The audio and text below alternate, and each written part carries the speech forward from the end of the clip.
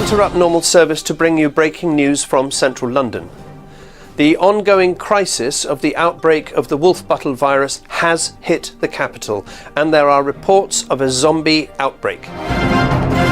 Initial reports indicated 20 or 30 zombies roaming the streets of London, but it's become clear that we're dealing with hundreds, maybe even thousands.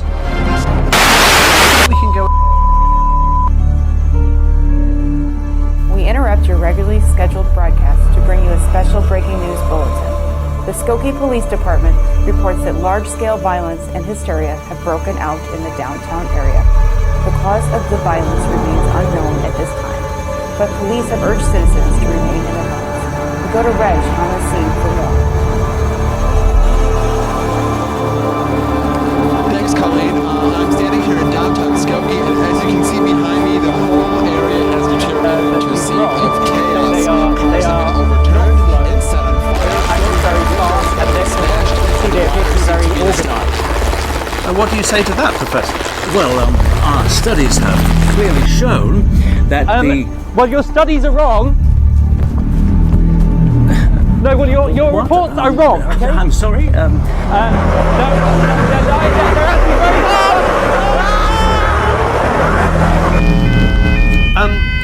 I'm sorry, it seems that we have lost contact. Broadcast unit. We'll return to Steve as soon as we can. Hello? Hello? Hello?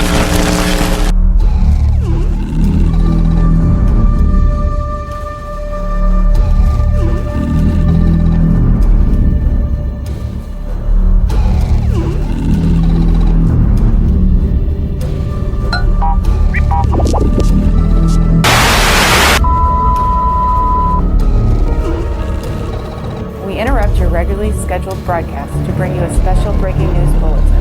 The Skokie Police Department reports that large-scale violence and hysteria have broken out in the downtown. The rise of zombies in movies and TV shows, well, pretty much everywhere in pop culture, has led many to believe that a zombie apocalypse could 1,000 customers lost power what due if the to day came when there was a showdown with the undead? City spokesperson confirms What would you do? Science behind a zombie what's your game plan for survival? But even more important to go is there even a chance that survive would survive? Based off the common statistical SIR model, which is often used to describe the spread of an infectious disease, Cornell University researchers came up with a similar model to help demonstrate what a realistic zombie outbreak would look like. So you may be wondering why a national lab would be studying zombies. Well, the easy answer to that is we're not. The SIR model and other statistical modeling is actually used here at the lab for much more serious work on infectious diseases. But Cornell University found that using the fictional disease of zombies was an effective way to introduce statistical mechanics and techniques.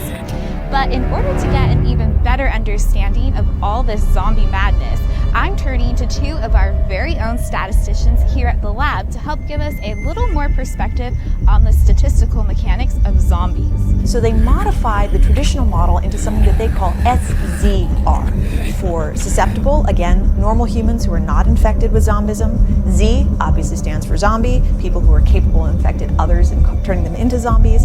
And finally, removed, because unfortunately there isn't really a recovery state for a zombie outbreak. The SZR model is used because it has realistic values that can help researchers look at an outbreak on a national scale level. For example, national labs like us can actually perform research in the beginning of the outbreak to look at things like vaccine development or developing a cure or even developing diagnostic tests to tell if someone's been bitten by a zombie or not. Did he just say what I think he said?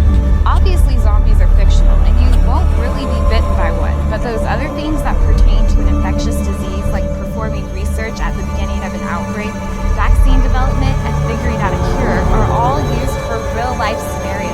So now that we know the basis of this statistical model for a zombie outbreak, will this also help us predict whether the outbreak will change or not? I like to call that the zombie population. And it's basically the ratio of the rate that humans can neutralize zombies to the rate at which zombies can bite humans. So if that ratio is less than 1, if zombies are biting people faster than people are neutralizing zombies, then unfortunately the SZR model predicts that all humans will eventually be zombified.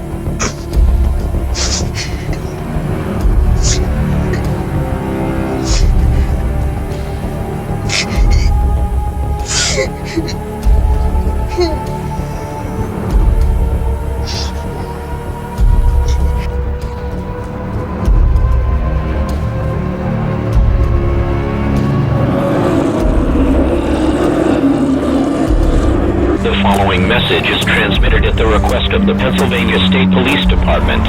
An unidentified virus strain is rapidly spreading across the state of Pennsylvania. The first reports of the virus are believed to have been in State College. The virus has since spread throughout the state of Pennsylvania. It is believed that it will spread to adjacent states within the next 12 hours. Symptoms of this virus include initial nausea and vomiting, blurred vision, loss of muscle control, and unconsciousness. State College is also reporting that some of the affected persons are turning into zombie-like creatures. At any time, they may start causing massive damage to the area.